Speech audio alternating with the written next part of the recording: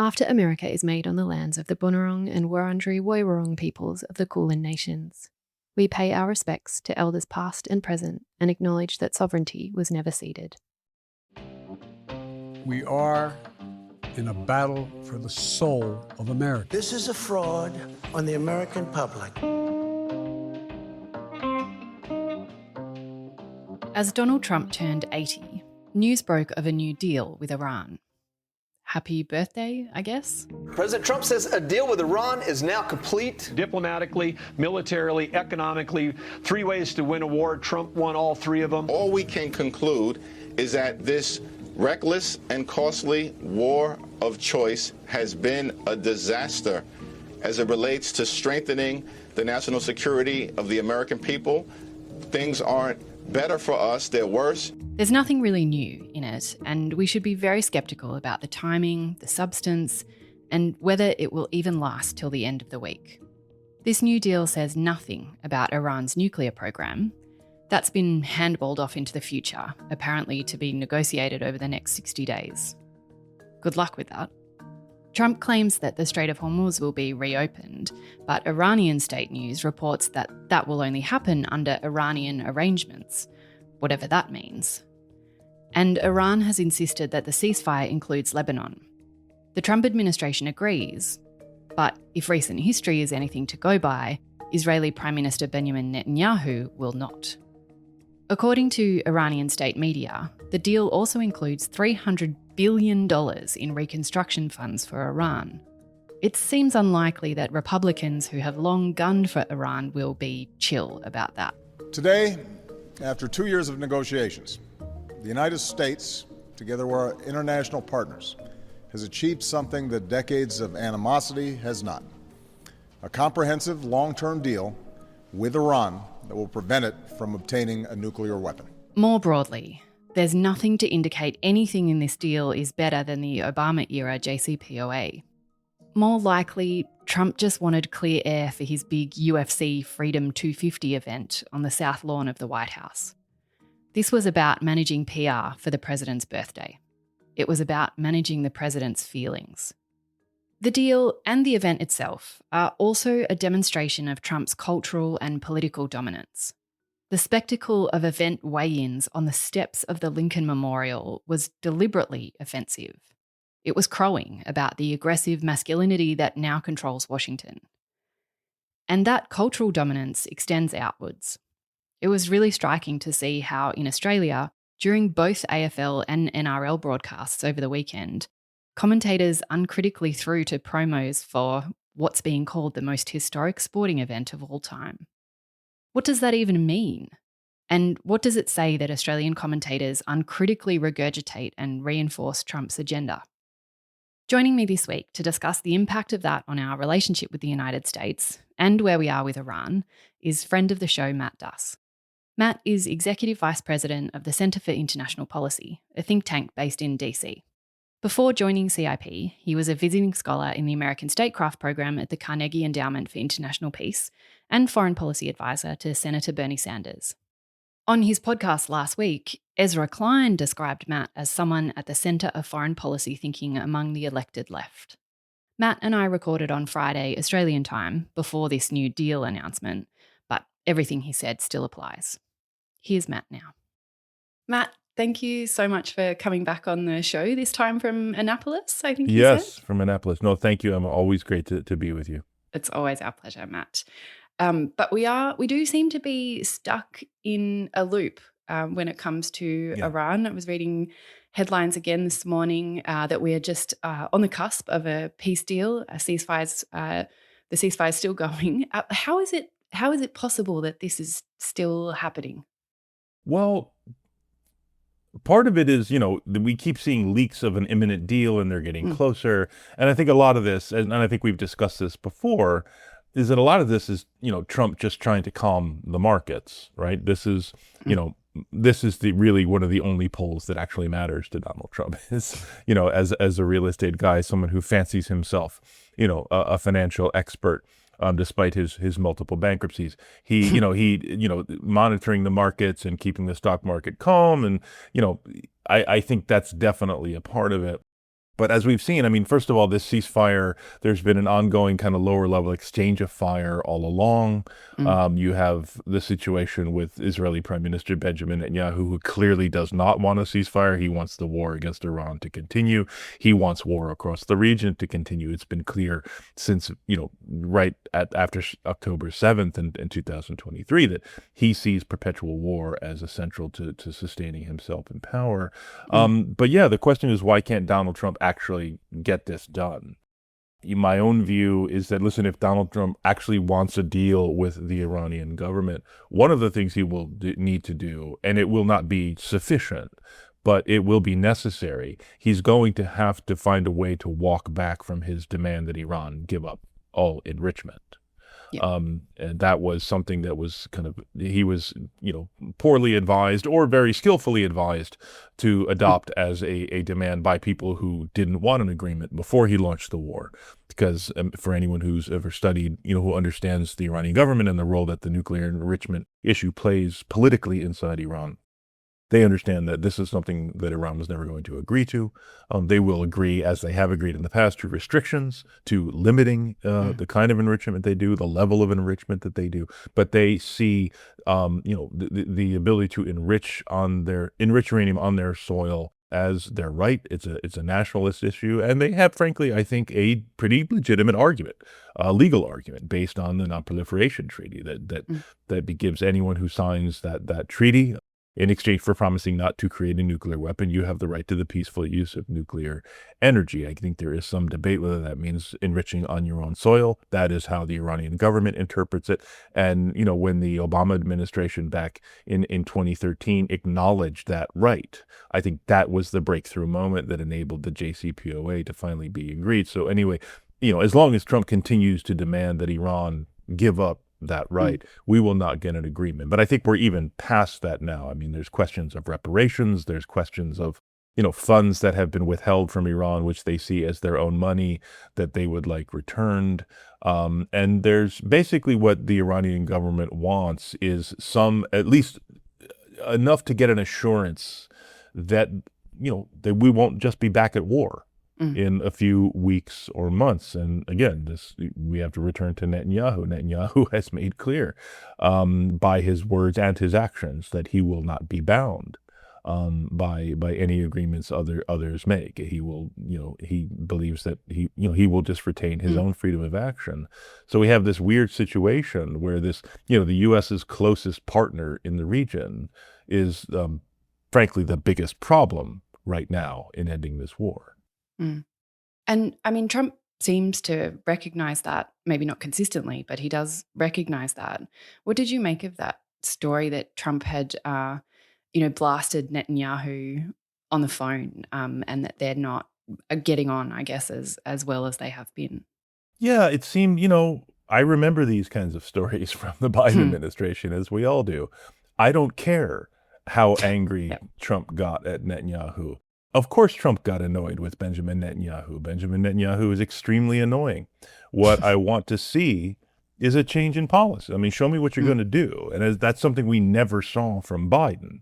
We would see these occasional leaks of, oh man, Joe Biden got really angry on the phone and he really read the riot act. And then, whatever, they kept supporting him to the hilt. And we've seen the same with Trump. So, I don't really care about how angry Trump got on the phone call. Show me.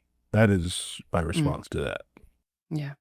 I mean, do you think there's a likelihood of that show me coming? Like part of the reporting said that Trump said to Netanyahu something like, everybody hates you now. Everybody hates Israel because of you. And that is reflected in opinion polls. Like opinions of Israel in the US are tanking. And the right seems to be, of course, there was always sort of thinly veiled anti-Semitism on the far right there anyway, but the right does seem to be shifting. Do you think that will change things? In the short term, unfortunately not. And again, it's hard to know, what information penetrates Donald Trump's information bubble. The fact that he did say that, if indeed he did say that to Netanyahu, just indicates that, he's hearing some of this. But I guess the question is, at what point does Donald Trump really start to believe that this is hurting him? And that's what I don't know. You know, because the moment, I mean, again, Donald Trump is all about Donald Trump, as should be very clear to everyone else. The moment Donald Trump believes that Netanyahu is not just hurting his political, you know, him politically, but financially, like is this war undermining the ability of the Trump organization to continue to, you know, extract money and wealth all over the place? And unfortunately, that doesn't seem to be happening. You got Jared out there riding on billions of dollars in Gulf money, you know, doing double duty as the head of whatever it's called, Affinity Partners, and, you know, being the special envoy. So the money is still flowing into Trump Incorporated. And I think that is one of the key questions. When does it hurt that? That's what he'll really sit up and say, okay, gotta change course. Yeah, and there's no sign of that. Hey? But I think Cuba's the end. You know, all my life I've been hearing about the United States and Cuba. You know, when will the United States do it? I do believe I'll be having the honor of taking Cuba. That'd be good. That's a big honor. Taking Cuba. Taking Cuba in some form, yeah. Taking Cuba. I mean, whether I free it, take it, I think I could do anything I want with it. You want to know the truth? They're a very weakened nation. One of the things that is also occasionally reported is around, you know, Trump's attention span, and that he's bored with this. He wants it to be done. He wants to move on to other things. And one of the other things that he maybe wants to move on to is Cuba. Do you think that will happen? Is that like what Marco Rubio wants to happen? I think, unfortunately, it's very likely to happen. For one is, you know, Jess, Trump is bored and frustrated with Iran. I think he saw Iran. He was convinced that, listen, after Venezuela, which from his perspective was a big success, it was quick, it was spectacular, it was awesome. It all redounded to the ultimate glory of Donald Trump, which is what this is all about. He was convinced that, yeah, Iran will be pretty much the same, you know, maybe a little bit different, but it'll be quick. We'll kill a bunch of leaders, and then we'll install someone who's much more friendly. I think he could be very well convinced that this is how it will go in Cuba. And you've got the added thing, yes, Marco Rubio is a very important factor here. Obviously, this is a very important personal issue for Marco Rubio, Secretary of State, because of his own personal history, his connection to, you know, the Cuban community in Florida, where he is from, very hawkish, very anti-communist, very anti-Castro, and have all, you know, been agitating for much more aggressive U.S. action for a long time.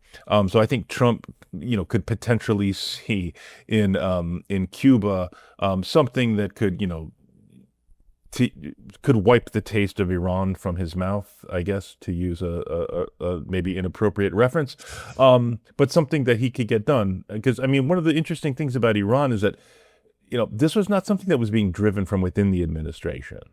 This is something that was being pushed from people outside the administration, whether it was, you know, Lindsey Graham, Senator Lindsey Graham, Tom Cotton, these very hawkish senators, obviously Netanyahu, people like Mark Levin, who's this, you know, radio host who for some weird reason has influenced Donald Trump, you know, because Trump, you know, is from New York and kind of takes Levin seriously, but he's a total right-wing nutcase. But the Cuba thing, obviously, when your Secretary of State is invested in something like this, politically, personally, emotionally, intellectually, all the things, I think that's a different kind of thing. But that will not go well either. And we just have to say, as reasonable human beings sit here, it will not, you know, do what Trump, I think, presumably thinks it will do for him. Yeah, absolutely. You're absolutely right. And can I just follow up with one quick point? It's like, what we see here is like, it's very dangerous. And again, this is another thing I think we've talked about in previous conversations. Like, there's this tendency to try to impose a rationality on what Trump is doing. Like to say, okay, let's try to make it make sense. Yep. And having said that, I'm going to try to do that here. I'm sorry. But I do see to some extent, you can almost see Trump being like, well, I am a special kind of president. Obviously, I am Donald Trump. I'm willing to do what no one else can do. And so I have all these problem areas, whether it's Venezuela, whether it's Iran, and now potentially Cuba. These have been these long-standing irritants to the United States. And previous presidents lacked the courage, they lacked the wisdom, they lacked the Donald Trumpness to do what I, as Donald Trump, can now do and solve this problem. So I think that could be playing to this as well. Yeah, absolutely. I think we've also said before, that Trump was never anti-war. That was fairly obvious. He was anti-losing wars, and he's always been convinced that he would win them. Right. He alone and he's could do it. anti-long wars, although he stumbled into a long war in Iran. But yes, if he imagines it could be a short, quick, glorious victory, as he believes that Venezuela was, he will almost certainly do Cuba. Yeah. Oh God, it's depressing.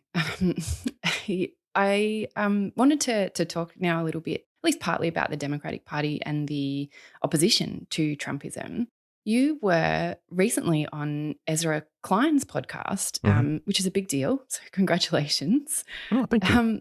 Do you think that means, Matt, that conversations that should be happening in the Democratic Party about America's role in the world are actually happening? Well, I would say yes. And so, yeah, I mean, again, just a little background. I've known Ezra. We were at the American Prospect together, many years ago. And we've been friends since then, but yeah, no, going on, he does have an enormous audience. He has, he plays a really important role in the debate here in the United States. So it was a good, opportunity to go on and talk with him and on his podcast. So I would say yes, there's definitely been conversations that have been going on in various venues around American foreign policy, about how the Democrats should respond to 2024 with regard to foreign policy. Gaza, Israel, Palestine, Middle East, obviously a major tension point, and Gaza being particularly becoming a real litmus test, I think, in the party for reasons both directly related to Gaza, but also for what Gaza kind of stands in for. Gaza represents so much of what I think many Democrats, including myself, have seen as the real, a form of corruption and corrosion inside the Democratic foreign policy establishment. I mean, what can you say about a Democratic president who could help perpetrate something like this in Gaza? And what can you say about the senior officials who stood by him and helped execute this policy? Well, what I can say is I don't want those people working in government again. And I know that, there's a lot of Democrats, a lot of progressives, a lot of others in the country who feel the same way. And so I do, part of the reason I appreciated being able to go and talk with Ezra is that, yeah, he's bringing some of these conversations more into the mainstream. Yeah, which can only be a good thing. You had, during that conversation, there was a really interesting bit, I guess, about the United States' role in the world and whether it should be pursuing primacy or hegemony. Yeah. And I was really struck then, and I don't mean this as a criticism because I think we all struggle with this, by Klein's fairly confident use of the word "we." Like, we want this, we want control. We're not doing this because we want primacy. And, you were also in that having a conversation about the role of democracy in foreign policy. And I was just wondering if you could kind of reflect on that conversation and how we reconcile the fact that there isn't really a we. I mean, certainly in the United States at the moment, there's not a we. Yeah. So how do we sort of square that circle?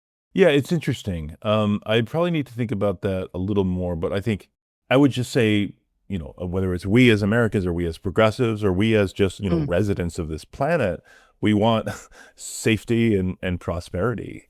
And I think, the conversations about, okay, what can the United States do to advance those goals?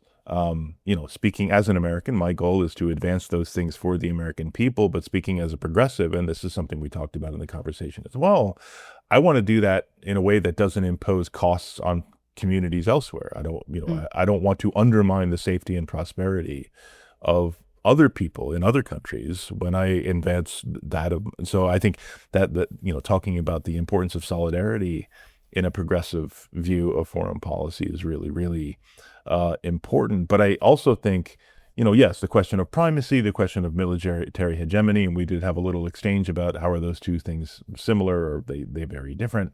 I think it depends. But I think where I kind of find myself in the Democratic Party is that there are others, I think, and the Biden administration was a perfect example of this, people who just see it as both necessary and correct that the United States plays this role of ordering the world. And, you know, on the one hand, I think that time has just passed. But then there's another discussion. It's like, okay, do we have that right? I mean, I want a world that is based on rules and not just based on the power of violence. I think we can all agree on that. I hope we can. But, you know, where I land is, you know, listen, the United States, despite the fact that its relative power is declining, there's no question about that. The United States remains extremely powerful. Not just by virtue of its military, but virtue of its economic power, but by virtue of its relationships, its alliances, its partnerships. So how do we use that power to, you know, really build a better world and a genuinely rules-based order? And I think that was part of the conversation we got into, you know, which is rules-based order is one of those terms that gets thrown around like, you know, it's one of those confessions of faith in the foreign policy high church. But how do we do it, but for real, in a way that's not just the United States, you know, sort of acting as you know the Catholic Church for the global order, so to speak. No disrespect to Catholics, man. You have an awesome Pope right now, I have to say. Yes, it's one of those, like, wasn't on the bingo card that we'd be on the side of the Catholic Church. Saying great stuff about the Knicks, you know, it's awesome. Yeah. What a world. You brought up there, Matt, this idea of the Church of the Rules-Based Order. The Australian government very much still is inhabiting that church. We have had a defence strategic document released in the last couple of weeks that talked about, you know, the rules-based order and basically Australia and the United States shared defence of said rules-based order, you know, like just inhabiting a totally different reality, as if the Biden administration was still in charge and that were all still a thing, even though it wasn't then. And so we have this kind of illusion, I guess, about what the alliance is. And outside of that, we have things happening like Mick Mulvaney, Trump's former chief of staff, was recently in Australia, you know, doing press club events with the former ambassador to the US, all being super chummy. We've got Dana White going on the biggest football podcasts talking about UFC fights. And that's kind of the alliance now. Like it's the Australian government doubling down on Trump and making these kind of farcical statements about the rules-based order, and then far-right connections, cultural connections that kind of dominate with I guess, no pushback from the government. So we've spoken a lot about, I guess, what progressive foreign policy might look like, what a progressive role in the world for America might look like. But how do we, I guess, I always ask you unfair questions, but what does a progressive approach to alliances look like right now, do you think, in the face of all of that, I guess, that assault on those values? Well, I mean, I think collective security is a pretty good progressive value. Working together with partners, not just, you know, shares the burden, but also generates legitimacy. If we're not just acting in our own, you know, selfish national interests, although recognizing, listen, every country is going to work in its own interest, but if we can work in concert with other countries to define a set of shared interests and work together to pursue those, I think the more countries you have bought into that, you know, and again, this is a very basic concept of a vision of a positive sum world, you know, that working together on shared solutions to shared problems, you know, is a way to actually address those problems more effectively, but also generates real legitimacy for steps that we could take to do that. So at the basic level, I think it is, you know, alliances, collective security. I mean, these are very key. That's a very key progressive value.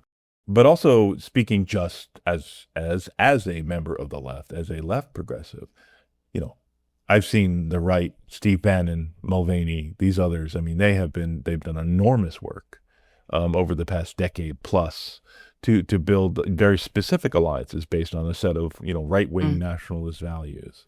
And that I'll just say that's part of why I really, appreciate and love coming on your podcast as a colleague from Australia, a progressive colleague with whom I share values. We really just need to catch up. We really need to be thinking, both at the national level, but at the much more kind of ideological partisan level about, okay, how do we define as progressives, a vision for both of our countries that, is less violent, that involves more prosperity, more solidarity, support for workers, support for ethnic minorities, that is pluralistic, that supports equal rights for all. And that, and then elect governments that can kind of execute on those ideas. Yeah, what a vision. What a concept. Let's do it. Let's do it, man. Let's do it. Hey, just before I let you go, Matt, because I know you're extremely busy and you're very generous with your time. I mentioned earlier, Dana White coming to Australia and the big focus on UFC and the kind of global momentum that's building around that. Yeah. Like, we're getting ads for the UFC fight during our football games. Man, so sorry. Yes. That's all right. How, I know you're not in DC now, but of course that's where you're based. Yeah. What is the vibe like in DC around all of this? I mean, there's both the jokes that, he's building a Stargate on the White House lawn, but there's also just the clear, you cannot avoid the kind of historical bread and circuses, vibe here. It almost seems just intentional. That, things are going bad, inflation's bad, despite my promises, this war is still going on, despite my promises, what am I going to do? I'm going to host gladiatorial, games, literally on the people's lawn, in front of the White House. So it's almost too on the nose is my response. Yeah, we've said before, sometimes the metaphors are too much. Yeah. We just don't need them to be. We get it. On that note, Matt, thank you so much, as always, for your time and your solidarity. We always appreciate it so much. Thank you, Emma. Thank you for what you're doing. Always great to be with you. Thanks so much for joining us. If you'd like to get in contact, you can reach us at podcasts@australiainstitute.org.au. And if you want to support the Research Powerful Interest Sphere, you can make a tax-deductible donation to the Australia Institute's end of financial year appeal before the 30th of June. You can give now via the link in the show notes. This episode was recorded on Friday, the 12th of June, Australian time. After America is supported by the Andrew Farron Foundation and produced by Angus Blackman. I'm Emma Shortis. Thanks for listening.